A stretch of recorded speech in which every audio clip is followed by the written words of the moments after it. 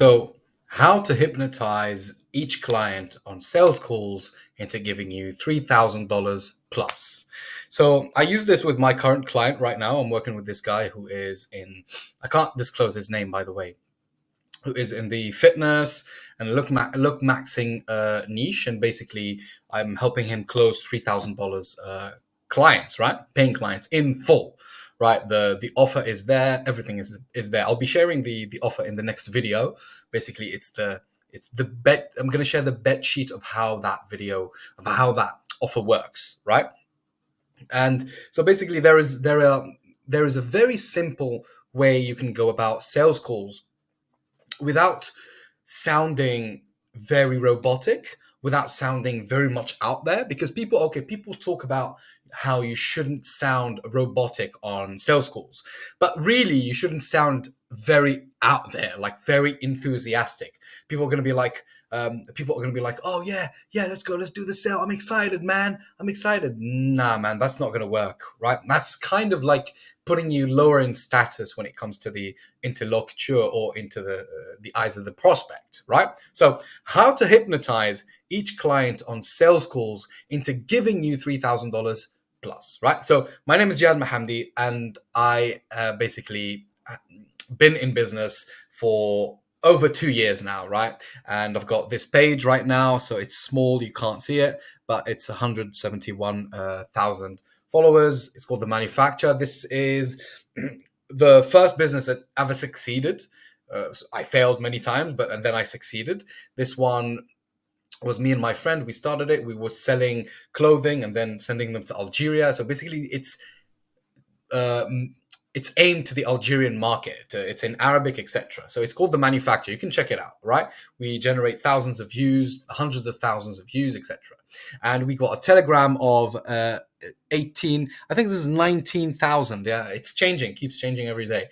19,000 members in a Telegram that I can sell to, people I can sell to that I own, right? I can own these people and I can contact them over and over and over again, even in 10 years, right? And this is my basically how I worked with a friend of mine who basically did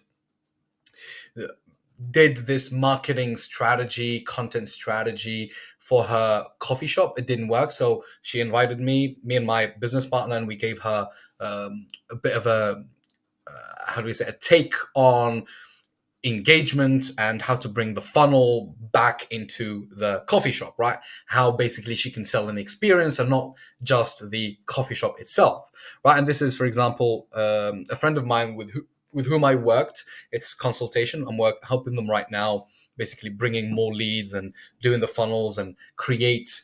So they own a workshop, but they want to do coaching as well, and basically bring people and teach them how to do the craft, how to learn the craft and start their own businesses as well, right? So this is very simple.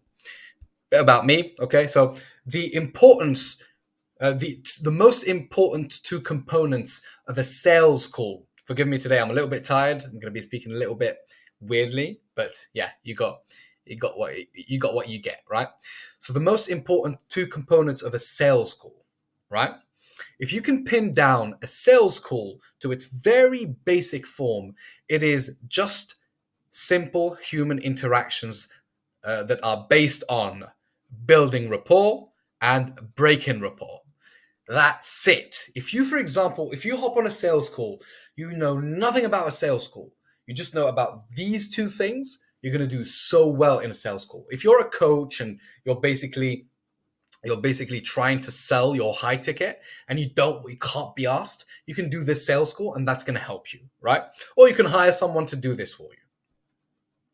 So building rapport and breaking rapport. So building rapport is simply creating a human interaction between you and the prospect slash potential client. So building rapport is creating a connection, getting closer and more humane with the prospect.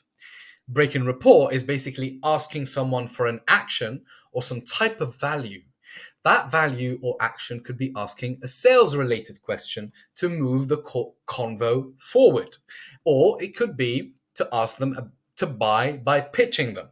So, breaking rapport is building the relationship, and So building rapport is building the relationship and the connection, but breaking rapport is moving the sales call forward towards the close. So asking for something about the sales, right? Risking it a little bit to sound salesy, but you're not really sounding salesy.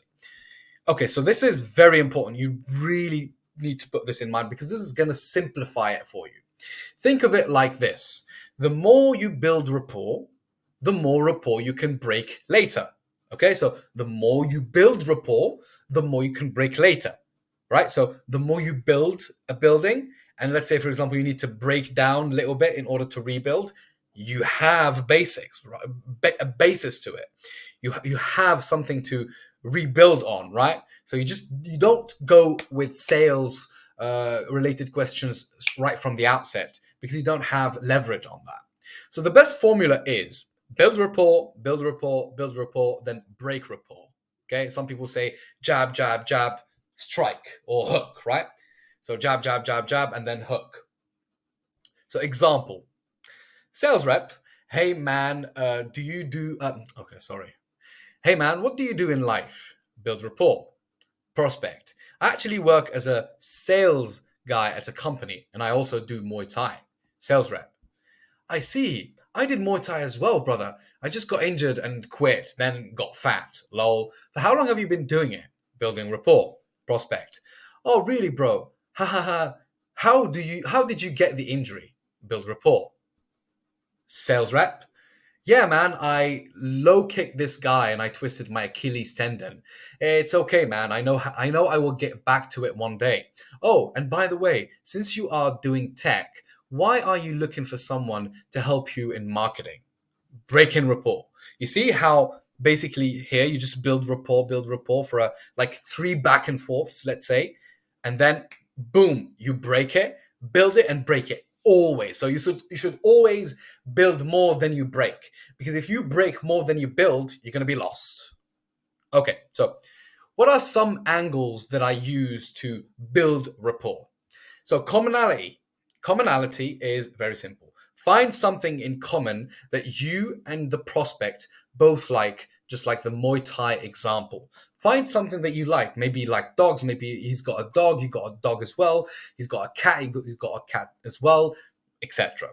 Empathy or empathos. So the word empathy comes from ancient Greek word, which is which means inside, pathos, feeling. It means inside of the feeling. And what you need to do is deeper questions about their pain points and actually be curious and show empathy. So being empathetic, empathos, you should be inside of his feeling. So if he says, yeah, I struggle with getting a sales, with getting like losing weight and people are bullying me, and then you're going to be like, oh, really? People still bully you, right? So how's that experience? Could you walk me through that a little bit? He's going to be like telling you more because you showed that you cared, right? You're going to be like, man, that must be very difficult to deal with, bro. And then you're going to lock in with him, right? Curiosity.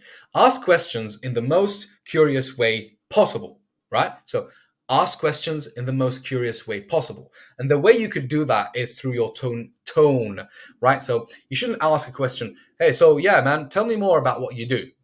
Okay, that's a good enough question. But a better question or a better way to ask the question is, hey, man, I'm curious. Tell me a little bit about what you do. Oh, tell me a little bit about your diet right now. Like, what's the difficulty that you had with your diet? Apparently, you told me that food is a big problem, right? So, could you tell me more about that? You see the way, the demeanor, you show that you're curious with your facial expressions. If you do that, and if you are literally curious, you can be literally curious, right? You can not fake it. You can do it very genuinely because you are there to solve a problem. And if you're not curious, if you're not genuinely curious, you're not really trying to sell, right? So by being truly curious, you're going to sell. Vocal tone. So use your vocal tones to convey the right messages, right? This is what I just talked about.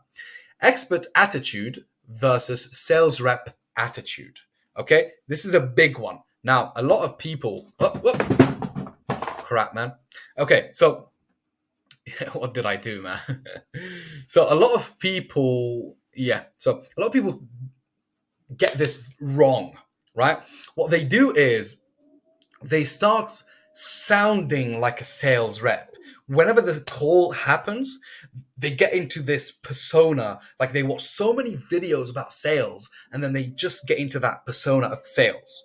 I don't blame them because that's all what they see, but the best way to position yourself is like an expert. Because if you position yourself like an expert, the walls that the potential client can build will fall down because he's going to be like, oh, this guy's just having a discussion with me, just like I went to a doctor, right? Just like a doctor, be just like a doctor. And then you will be able to basically enter to his bubble, right? Enter his bubble.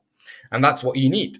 So position yourself as if you are doing an onboarding call and you are the expert asking necessary questions and lower that sales wall that potential clients usually build. Okay? Very simple. Now, hating on the same thing. People think that loving the same thing will with someone makes you bond better. Wrong. What is even stronger is hating on the same thing. So let's say, for example, let me give you an example. You're with a group of friends, you're a little bit bored, you just don't care. And then let's say, for example, you hate Taylor Swift music, right?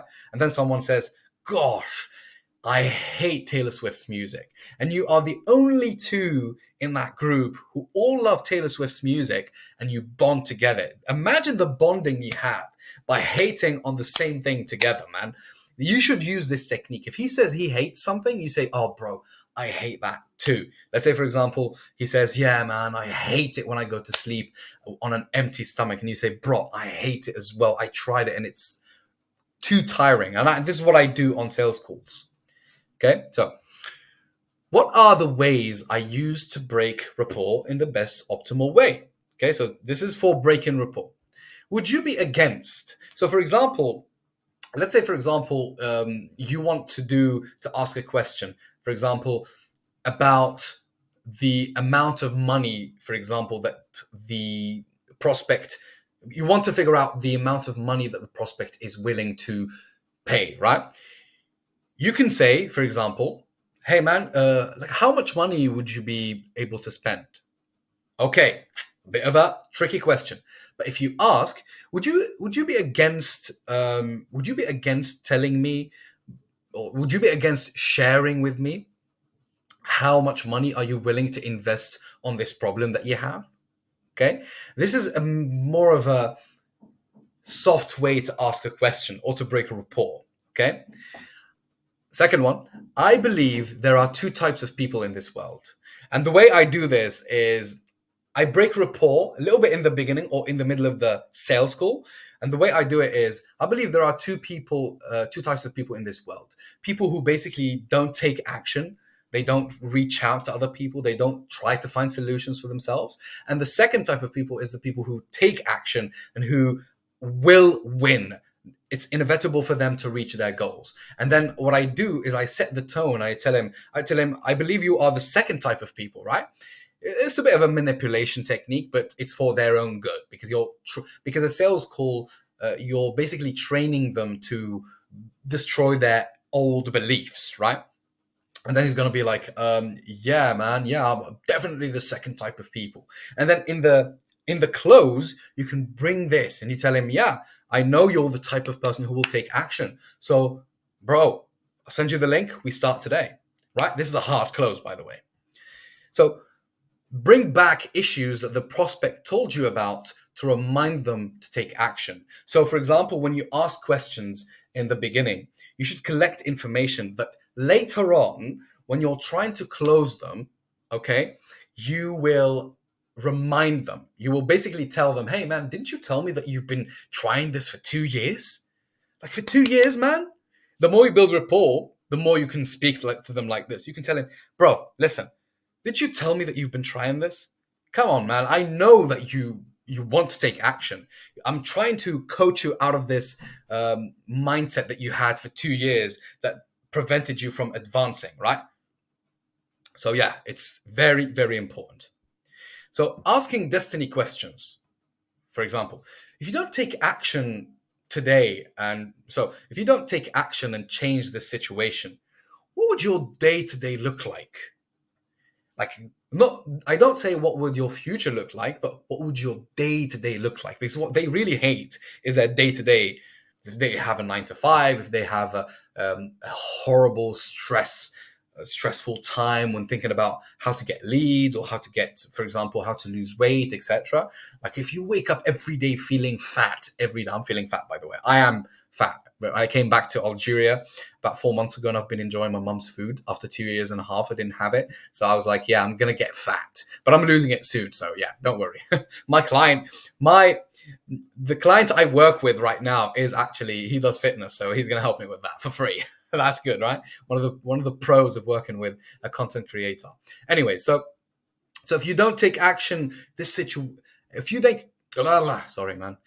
If you don't take action and change the situation, what would your day to day look like? You should ask like this. This is putting them on the spot, right? This is pressuring them into basically taking the right action. And you need to have this X factor when you sell, right? You need to have that, and you need to be able to be very intense, right? Transition questions like, I see, man, and tell me about this. This is very simple, but it's very powerful. Not a lot of people do this, because the mistake that they do is, let's say, for example, you ask a question and then the prospect finishes talking about it, and then you just straight away to the question, to another question. He's like, yeah, basically, can't lose fat because I can't cook. And then you ask, and tell me about this. It's stupid, man. This is stupid. So what you need to do is do a transition question that's going to help you break rapport in a smoother way. I see, man. So you can't cook. Okay, and tell me about cooking. Like, what do you usually eat? Boom, right? So how to say the price or set the price, okay? So dropping the price is very important, because it can completely consume all the rapport building that you worked on. And if you didn't do it properly, it will shut down the prospect and they can close themselves from you. Meaning, if you don't build enough rapport and when you give the price, you're losing. You're losing them, man, because they're like, oh, it comes off as very, how do we say, what's the word? It's very salesy, right? Oh, it's not right. Right. This price is not right for this conversation. This is why you need to play the game right. However, the key to play the game right is to just be normal and not overthink shit. The price should be dropped in a nonchalant way with clear intention and a clear voice, more importantly. And one exercise, or the only thing that you should focus on if you are not confident, if you're not nonchalant about a big price like $3,000, you should focus on your voice. If you control your voice, you can control everything that comes out of your mouth. Okay, so one exercise, the only exercise that you should be doing that helped me a lot, is record yourself saying the price in the most confident way possible, again and again and again and again. You need to repeat it. So $5,000. The price for this program is $5,000. The price for this program is $5,000. The price for this program is $5,000. Right? Get used to that. Even when you're shaking from the inside, at least your voice doesn't shake and it doesn't show that you're scared, right? So you are going to feel weird, but trust me, this is a lesson from Bruce Lee. The book Jeet Kune Do, The Art of Jeet Kune Do, is really helpful. So Bruce Lee said, I fear not the man who has practiced 10,000 kicks once, but I fear the man who had practiced one kick 10,000 times, meaning one technique 10,000 times. One jab, one jab, one jab, one jab. I feel like I'm punching on you, man. Sorry. So one jab 10,000 times. Saying the price 10,000 times, 10,000 times. And then you can be an expert. You can go smooth like butter. So he also said, before I learned the art, a punch was just a punch, and a kick just a kick. After I learned the art, a punch was no longer a punch, a kick no longer a kick.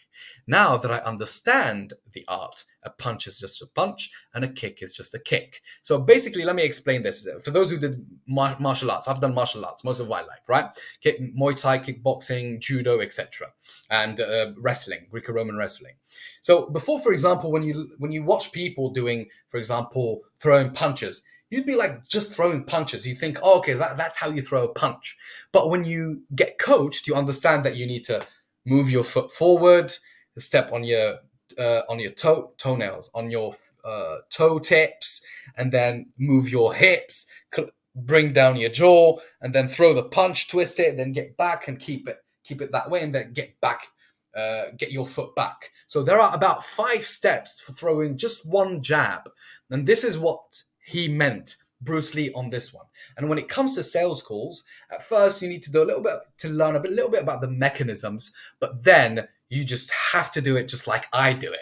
Basically, I just hop on a call, have a good time, laugh, make the client laugh, and ask the right questions, and then just bugger off, right? If they have the money, for me, if they have the money, they are going to pay. There is no negotiation. I've got 3 years of experience when it comes to sales, 2 years in business and in building funnels, etc. So I am basically prepared for that. And I did training. I'm a public speaker. I've got all of these things, right? I'm a content creator as well. Just create content more in Arabic, but right now I'm creating in English as you are watching this video. So practice and you can beat the most talented in your competition, because practice beats talent. When you get used to saying big numbers, it becomes mechanical, and you will start saying the most ridiculous prices like nothing, right? Trust me, the clients will feel it. If you say it with conviction, the clients will feel it. So after dropping the price, of course, you shut up.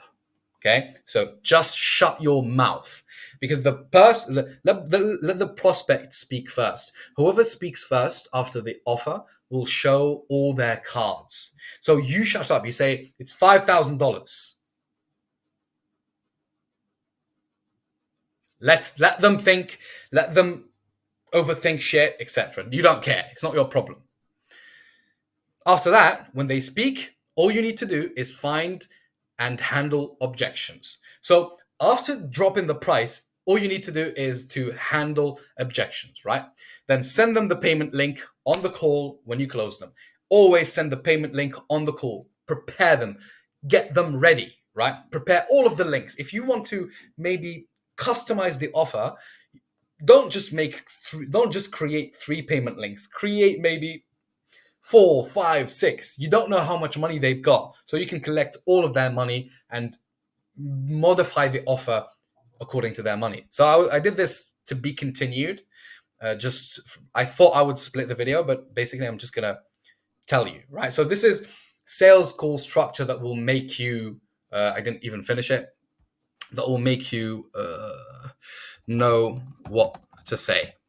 Bullshit like that. It's bullshit. I don't like structures, but at least you know what to ask, right? So the first question is, tell me more about you and what do you do?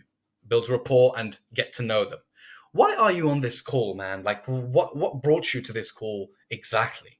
Meaning you're trying to know and remind them that, basically he's here on this call, or I am here on this call because this guy has got the solution for a big problem that I have. What have you tried to solve before coming to me / us, right? So you remind them that basically this is, bro, there's a chance you're gonna pay here, man. You're not wasting people's time, right? What is your dream outcome, and how do you see yourself in 1 year from now? Okay, another question. What holds you back from achieving that all this time? So when you ask this question, you remind them that of all of the pain they went through on the call. You want to, because the emotional bar in the sales call need to be high. They should have, if the more anxiety they have in a sales call, and this is not in a bad way, because anxiety is just making them conscious of the problem, the better, man. Just scare the shit out of them. That's how you can secure a sale. If they are scared of losing something, they will be ready to pay. How would you like to be supported? Now, giving them the solution, moving them forward into the solution, right? How soon? Oh, my battery is. Oh, shit, man. Yeah, so how soon do you want to get on with it? And okay, why is this call important to you, right? How soon do you want to get on with it and just make this problem a past problem? How will achieving your dream body and appearance change your life? This is, for example, the way that I asked for my client. What happens if you don't move forward? And what would your life look like? This reminding them, right? Putting them on the spot. And how would you feel? Feeling, empathy, empathos. Why would you think Austin is the one to help you? This is the name of my client, right? Do you think we are a good fit to work together or not a good fit? Let them remind themselves why they should pay you. And this is, for example, the way before you go into the offer, you remind them what you are doing, what you are selling. So this is going to be a program for their exact niche, his exact niche of the prospect, to take them with solving his exact problems and get them to his preferred outcome in less than exact time period, and it should be very, very short. So yeah, basically this was the call. My PC is about to die. I hope you like the video, and we'll talk later. All right. Basically, I've got a Telegram, and you can book a call with me if you basically need some more information, if you need help with your funnels, etc. Okay. So thank you.